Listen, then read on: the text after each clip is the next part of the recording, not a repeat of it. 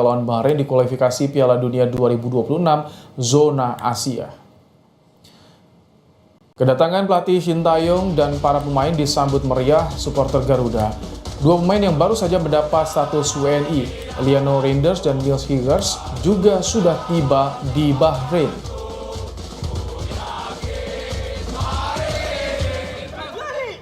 Timnas Indonesia menggelar latihan ringan jelang laga lawan Bahrain di kualifikasi Piala Dunia 2026 zona Asia. Latihan diikuti 15 pemain yang sudah tiba di Bahrain. Latihan yang digelar diikuti pemain yang turut dalam rombongan dari Jakarta, sementara pemain yang berada atau bermain di luar negeri masih belum datang. Para pemain Timnas Indonesia yang berkarir di liga-liga mancanegara akan langsung menuju Bahrain dari negara masing-masing. Latihan perdana di Bahrain berfokus pada pemulihan kondisi, sementara untuk taktik diupayakan digelar setelah pemain lengkap.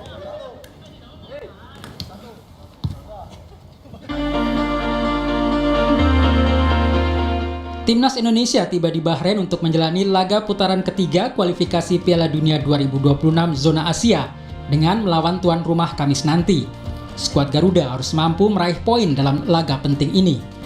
Sebelum berangkat ke Bahrain, Ketua Umum PSSI Erick Thohir sempat bertemu para pemain. Erick banyak memberi motivasi dan membahas soal liga, kompetisi, wasit, hingga masa depan para pemain setelah pensiun nanti. Ketua Badan Tim Nasional BTN, Sumarji, mengatakan para pemain tidak ada yang mengalami cedera menjelang laga lawan Bahrain. Soal cedera pergelangan tangan yang dialami penjaga gawang Martin Pas, Sumarji menyebut kondisinya sudah semakin baik dan siap dimainkan. Sampai dengan ini tadi siang kita coba koordinasi dengan Martin, kondisinya sudah sangat membaik dan insya Allah mudah-mudahan tidak akan ada apa-apa dan bisa bermain. Sumarji juga memastikan dua pemain yang baru saja mendapat status WNI, Eliano Reinders dan Niels Hilgers, sudah memenuhi syarat membela skuad Garuda.